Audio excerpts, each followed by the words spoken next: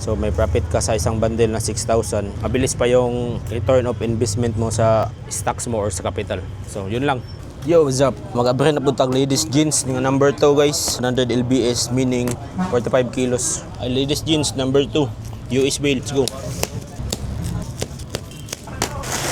Pag may nakalagay na hashtag, class B yan. May nakita tayong Levi's. Halos mga skinny yung laman lahat guys. May Guess. Ayan, Zara. Ayan, Old Navy.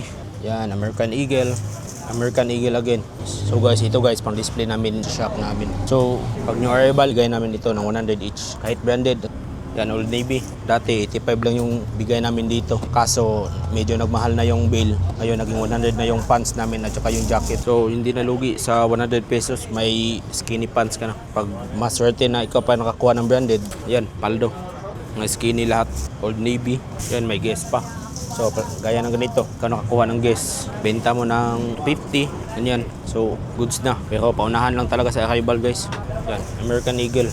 May mga tattered jeans din. Solid na kasi 6.5 lang yata ito bigay sa amin. So, lagay natin na 100 pieces yung laman. So, 6.5 divide sa 100. So, 65 each lang yung isa.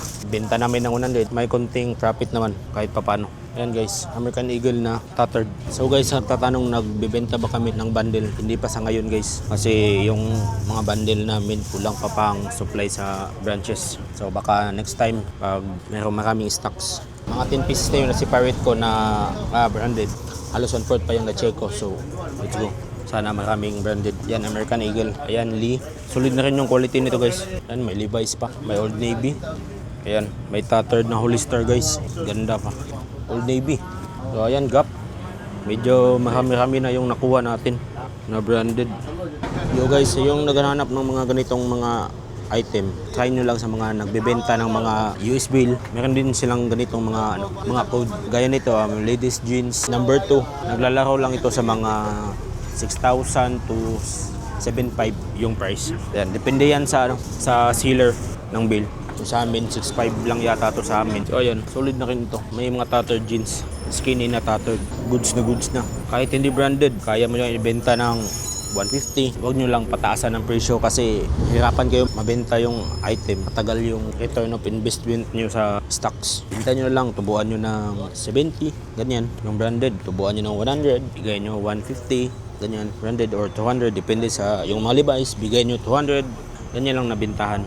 Kasi pag itong mga pantalon na ito, pag natagalan sa inyo, medyo kukupas yung tela. Lalo na araw-araw lagi maarawan. Kupas yung tela. Kaya yun, hirap na ibenta. Technique dito, yung mga branded, kahit doon ka na lang bumawi sa presyo, patasan mo. At yung sa mga hindi branded, tubuan nyo lang ng 50, ganyan. Yan, malaking profit na yan. Saka mabilis din ang return ng kapital nyo.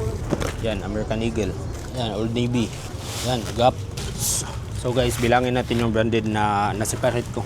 Palagay na lang natin nasa mga 100 pieces yung laman. 1, 2, 3, 4, 5, 6, 7, 8, 9, 10, 11, 12, 13, 14, 15, 16, 17, 18, 19, 20, 21, 22. So 22 lahat. Calculate na natin.